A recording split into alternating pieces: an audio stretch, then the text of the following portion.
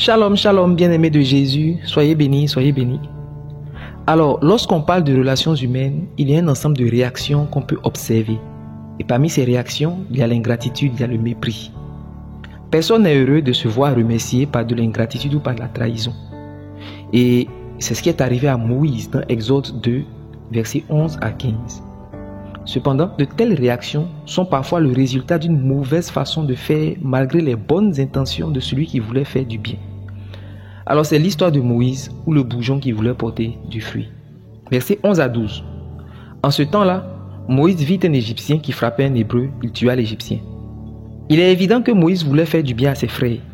Moïse était plein de bonnes intentions. Pourtant, versets 13 à 14, il sortit le jour suivant et voici deux Hébreux se querellaient. Il dit à celui qui avait tort, « Pourquoi frappes-tu ton prochain ?» Et cet homme répondit, « Qui t'a établi chef et juge sur nous? Penses-tu me tuer comme tu as tué l'Égyptien ?» Contre toute attente, Moïse est rejeté par ses frères, mais pire, ils l'ont dénoncé à Pharaon. Waouh, quelle méchanceté! Cependant, sortant des émotions, il est visible que cette réaction du peuple est le résultat d'une faute de Moïse. En effet, ce n'est pas uniquement un désir de bien faire ou d'aider son peuple qui a poussé Moïse à agir ainsi, mais c'est bien plus la conscience de son appel à sauver Israël de l'Égypte. Nombreux sont ceux qui pensent que Moïse a reçu son appel au buisson Adam.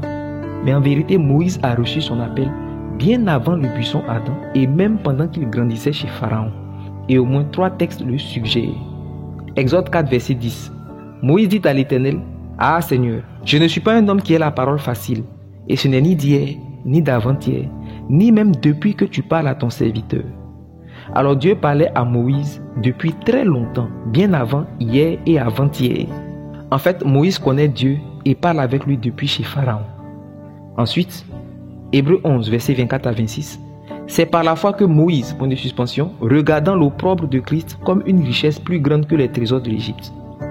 On voit donc au moment où Moïse vient voir le peuple au verset 11, il voit dans les souffrances des Hébreux l'opprobre de Jésus. Or, Moïse habitait encore chez Pharaon.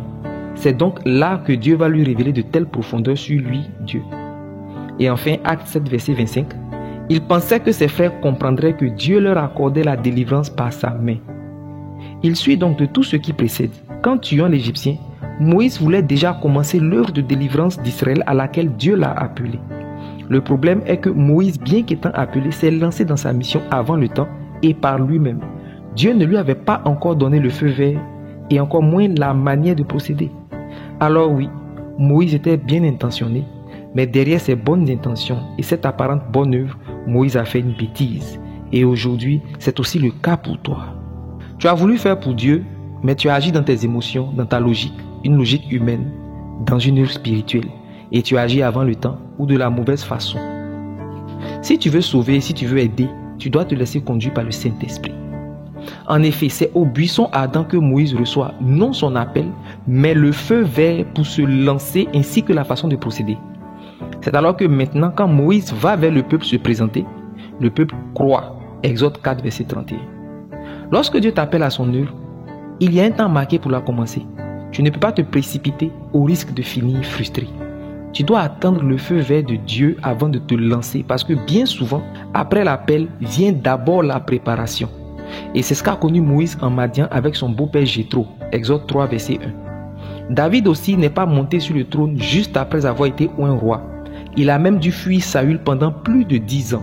1 Samuel chapitre 16 jusqu'à la fin du livre. Et même en général, quand tu veux aider ou sauver, tu dois laisser le Saint-Esprit te conduire au risque d'échouer et de finir frustré.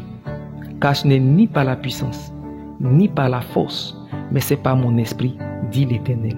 Zacharie 4, verset 6. Alors je prie pour toi. Je prie que le Seigneur restaure un cœur brisé et déçu. Reçois la force de te relever et de continuer à aider. Que le Saint-Esprit soit ton guide et t'accorde la révélation au nom de Jésus. Que Dieu te bénisse.